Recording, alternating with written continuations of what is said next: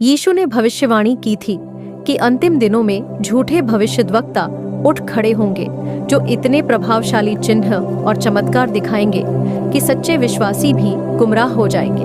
हम ऐसे समय में जी रहे हैं। झूठे भविष्यद्वक्ता हर जगह मौजूद हैं और विश्वासियों को करिश्मे या शक्ति के प्रदर्शन से धोखा खाने से बचने के लिए आत्मा की समझ पर निर्भर रहना चाहिए।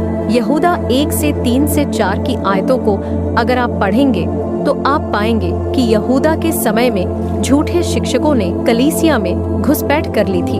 उन्होंने अनैतिक जीवन शैली को बढ़ावा दिया और सुसमाचार के मूलभूत सत्यों को विकृत किया। वही आत्मा आज भी काम कर रही है। जहाँ भी लोग सत्य की खोज करते हैं वहाँ शत्रु झूठ बोता है। यहूदा का संदेश मसीह के सभी अनुयायियों के लिए एक स्पष्ट आह्वान है। विश्वास के लिए संघर्ष करो। हमें झूठी शिक्षाओं के विरुद्ध खड़ा होना है और उस सुसमाचार की रक्षा करनी है जिसने हमें बचाया है। हमें जो विश्वास दिया गया है वह केवल एक विश्वास प्रणाली नहीं है, ये जीवन और सत्य है। इसकी रक्षा की जानी चाहिए। इन झूठे शिक्षकों का एक ही लक्ष्य है, निजी लाभ। जैसा कि फिलिप्पियों 3:19 कहता है, उनका ईश्वर उनका पेट है।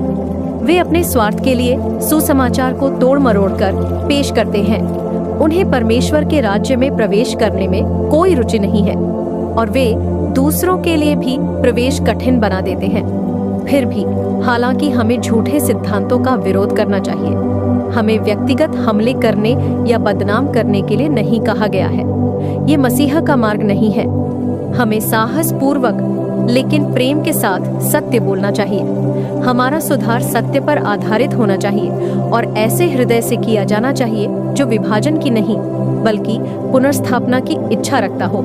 विश्वास के लिए सच्चा संघर्ष करने का अर्थ है दृढ़ रहना, स्पष्ट रूप से बोलना और मसीह के चरित्र को प्रतिबिंबित करना। आइए हम खरी शिक्षाओं को दृढ़ता से थामे रहें और अपने हृदयों की रक्षा सत्य से करें। आइए हम वचन में दृढ़ रहें, आत्मा के मार्गदर्शन में चलें और आध्यात्मिक रूप से सतर्क रहें। ये मौन या समझौते का समय नहीं है।